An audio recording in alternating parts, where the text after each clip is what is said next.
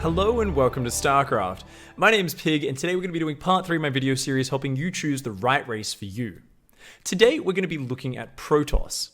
I like to think of Protoss as the elves of Starcraft, except instead of longbows they have lasers, and instead of forest magic they have psionic storms that rip their enemies to shreds.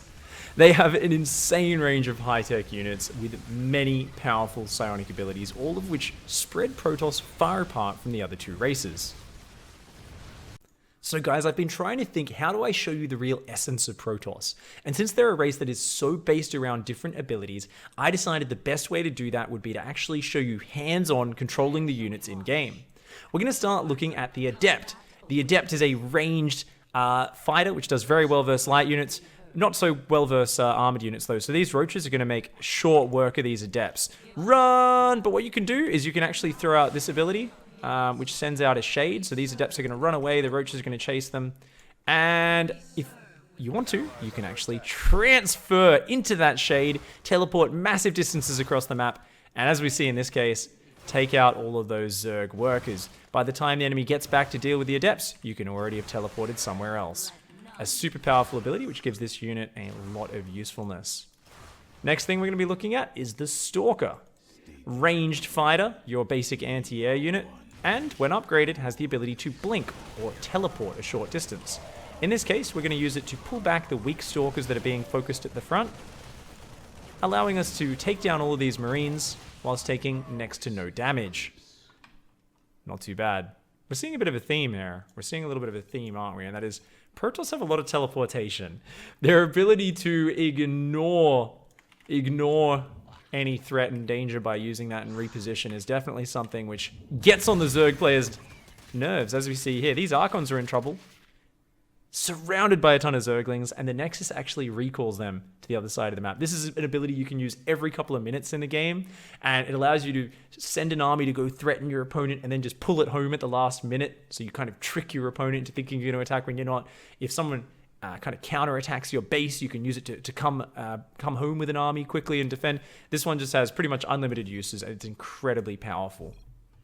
Now, another quintessential Protoss unit is the Sentry. These little guys down here, little snow globes on their back. They're your basic spellcaster. Now, they can hallucinate units, so you can make a fake unit which you can use to scout or to trick your opponent into thinking you're building a different sort of army to what you really are. And they have two combat abilities. So the first one is Guardian Shield, and the next one, so that just kind of gives you some armor. The next one is Force Field. And I'm going to use these Force Fields to keep these short-ranged roaches away from my Stalkers and Sentries. Notice these roaches, unable to engage here.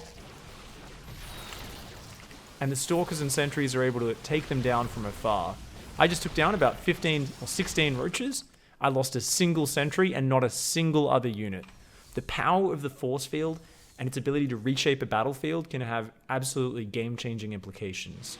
So next up, we're going to be looking at some of the less micro-intensive units here. We have the Zealot. These guys all have pretty great dances. Zealot is your frontline fighter. He can take down, pretty much any unit. Very cheap, very versatile, and has the charge upgrade, which allows him to leap into combat. Here we have Immortals, the unit with the best dance animation in the game, 100%. And these guys, basically, they live up to their namesake. They've just got a ton of armor and life. They take forever to die, and they generally deal a lot of damage to armored. In the back, we also have Big Daddy Colossus here, dishing out massive splash damage with his lasers. Very good versus light units.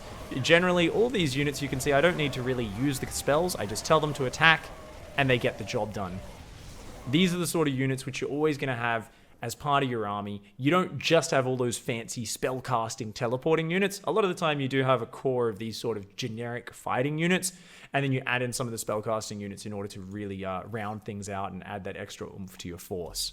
Now, lastly is one of the most powerful mechanics of Protoss, and that is the ability to transform your gateways into warp gates. Here I'm actually transferring a warp gate back into a gateway. But what happens when you transfer this into a warp gate is it gains the ability to warp in units anywhere on the map where you have power. So get this through your minds. You can actually build units pretty much anywhere you want to on the map. You can reinforce directly into a fight. You can do anything you want if you use this correctly. So power is provided by either pylons, which you can build anywhere you want on the map, or through a warp prism, which is a transport which can set up here into this.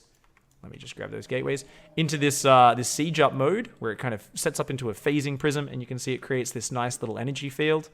And we can make units in our opponent's base, in their backlines, or directly into reinforce a fight, allowing these zealots to just jump in and eliminate our opponent's economy.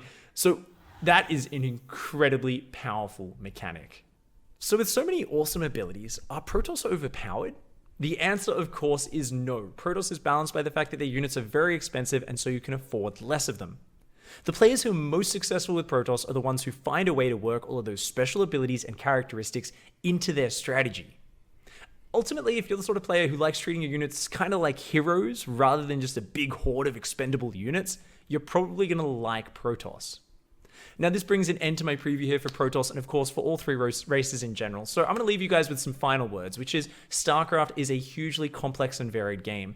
Even if you don't choose to play the typical style for a race, you will always find a new and unique way to express yourself through the game. There are so many different ways you can play. There are so many different options and strategies you can choose for that there is no need to ever stick to what you consider the normal way to play a race.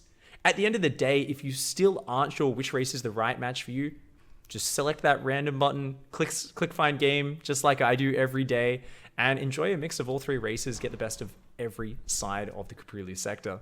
So guys, hopefully this video and the previous ones in the series have helped you out with choosing your race. We're going to be back with more videos welcoming you to StarCraft and helping you learn and improve at the game in the near future. Thanks for watching, guys. I'll see you next time. Goodbye and good night.